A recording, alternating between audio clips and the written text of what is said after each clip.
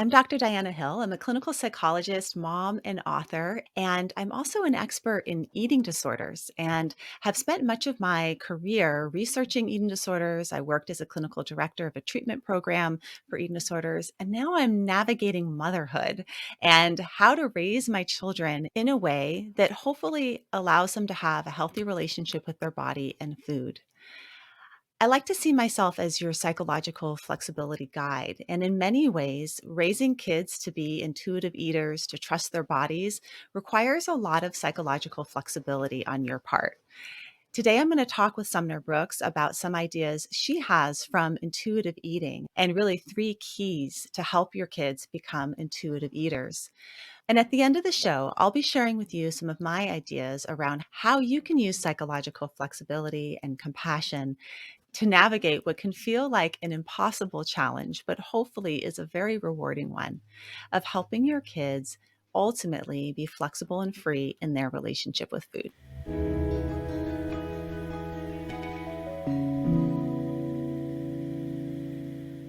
Well, Sumner, it's so good to have you here because it's such a hard time to be a parent raising kids around bodies and food. And I'm really excited to learn from you and explore with you how to raise intuitive eaters. That's the topic of your book, and it sounds like a mission in your life's work. And I have so many questions for you and so many things I want to talk with you about. Thanks, Diana. It's really great to be here. I love ACT and I love learning about ACT, and it's has become actually a really helpful tool for me in my life. So it's an honor to join you, and thanks for helping us talk about the book and spread the word. I was actually surprised to read about how you are incorporating psychological flexibility into intuitive eating. And I'd love to explore that because it does make a lot of sense that in order to help our kids be intuitive eaters, we need to be psychologically flexible as parents. But maybe we can just start with what you even mean by raising intuitive eaters, like what that is. That is a great place to start because the term sometimes is sort of misunderstood, and it's a term that's getting more popular now. I think it's important to state that intuitive eating as a model or an approach to one's relationship with food was first developed by two registered dietitians, Evelyn Tribbley and Elise Resch, in the 1990s, and has since gone through the book. Intuitive Eating has gone through now its fourth revision. So it's really been updated and developed and grown over the decades. I have been mentored for many years under Elise Resch and learned from both of them. So that's how I got my training in it. But to answer your question, we really want to think about it as helping kids to sustain and maintain this healthy relationship with food and their bodies that we are born with, right? So we don't come out of the womb being critical of our bodies or overthinking our food choices or worrying about our next meal or counting calories. We are really designed with this intricate system inside of our bodies of hormones and neurochemicals and nerves that send messages to us in order for us to decide when we need to eat, how much to eat, and what we want to eat. So, knowing that we are born with this amazing communication system, we tend to lose it. Culturally, we are quite conditioned to overthink food, to overthink body size and weight management. So, parents are not at fault for this at all because it's really more of like a bigger systemic and cultural problem that we're all living in. But what we want to do is, now that we know, and there's a lot of evidence to show how much of an impact a relationship with food and body has on a young person's mental health and physical health.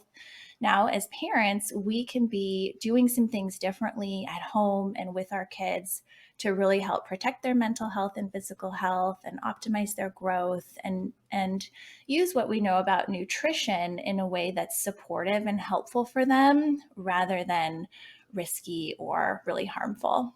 So, raising intuitive eaters is if a parent has a goal to really support their child in respecting their body, listening to their body, being at peace with food and relaxed with food, and not having food be this thing that takes up a lot of mental space.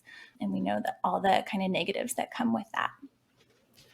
Yeah, I think any parent that's listening to you talk would say, "Oh, I want that for my kids." And at the same time, I think it's complicated because as parents, we have our own personal relationships with our bodies and all the messaging that we've heard over our lifetime around kids and how we should be worried about them becoming obese, or we should be worried about them getting in enough vegetables, or we should be worried, all these messages around our kids eating patterns that then we also internalize and pass on to our kids. One of the things that I often start when I train professionals in eating disorder work is one of the questions that I often start them with is, how old were you when your body shame story first developed? And most people have it. Most people have something about their relationship with their body and food and eating that developed early on. And some of the stories that we hear are just so sad and they shape us for our lives. So I'm wondering for you, how do you work with parents in their own relationship with their bodies to heal that so then they can on it with their kids? You're exactly right. How many times have we heard right behind closed doors all of these stories, body trauma, negative experiences that we have in our bodies, oftentimes as a really young person. And we know that those stories, they're not stories, they're experiences. Mhm. They do shape us and they do stay with us. And then as nature plays out, we pass them right on down to our kids. So, with a parent in particular, often I will have sort of somebody who has two different, maybe conflicting values. Maybe they feel like they really value like following this health advice, and they might describe it as like clean eating or healthy eating, and that may feel really really important to them. But when we start to kind of go into this conversation around what do you hope for your child, what do you want to be modeling for your child, how would you hope that your child views you and your relationship with your body, then we start to get into all of these really important beliefs and values around, I really do want my child to respect their body no matter what it looks like. I really do hope that my child can take care of their body and nourish it, even if they feel like they're not so happy with maybe how it looks or what size it is, right? So I do think that underneath and deeper inside, almost all parents do connect with this desire to raise an intuitive eater, or and they might phrase it in a different wording, but that they want their kids to have peace with food and body. And we really do know deep down how important that is, mostly because of the experience that we have had throughout our life in our bodies. Mhm. So, how do we do that? Where do we start? What are some of the strategies that you use with parents to help them really achieve these deep down values of raising kids that have a healthy relationship with their bodies and food? Yeah. I think it's important for parents to begin with just kind of expanding their awareness around what are sort of the negative consequences that come when we over focus on weight or BMI or healthy eating, because the common dialogue around nutrition is just the healthier the better, or the more fruits and vegetables the better. It's really oversimplified, right? And nutrition is pretty complex and health is very complex. So what diet culture has masterfully done is oversimplified nutrition and food. So oftentimes parents are coming from a place of having what they believe to be an understanding about how their child should eat from this place that's really not fully informed on how does rigid thinking about food impact your child. And so what we know about kind of cognitive development for kids is that a lot of nutrition concepts and nutrition education isn't really developmentally appropriate for young children.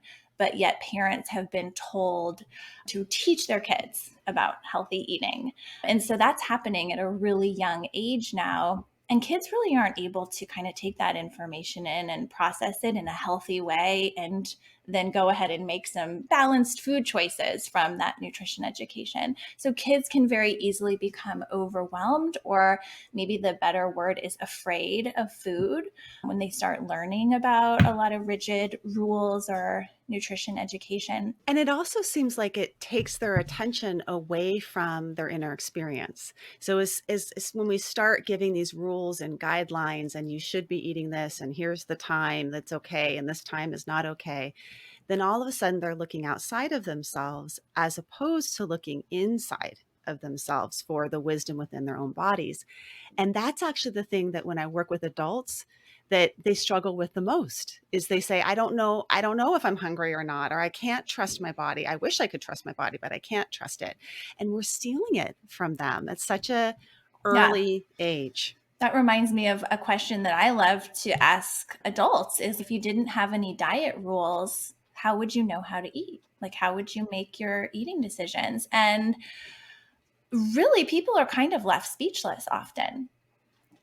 They don't even realize just how automatic this thinking has become for so many people. It's been decades or nearly a lifetime of following these external rules about how to eat and what is good and what is bad. So it really is quite a process, right? To go from these external rules, to go from this diet mentality into, we really can trust our bodies. And I know that a lot of people don't feel that they can trust their body because they've become so detached from their natural intuitive eating ability, that there's this journey in between from where you start to where you are going. I don't really think it ever ends. It's really this kind of like unfolding and unraveling and understanding of all that diet mentality has done to us. And because it's so normalized in our culture, we don't see it. So all the way back to your question is like, where do we start with parents, is really in kind of taking off the goggles, the diet culture goggles, and noticing there's really some negative things that are going on here, and what can we do to make this a better experience for our kids from a young age, and not demonizing food and not being afraid of our bodies.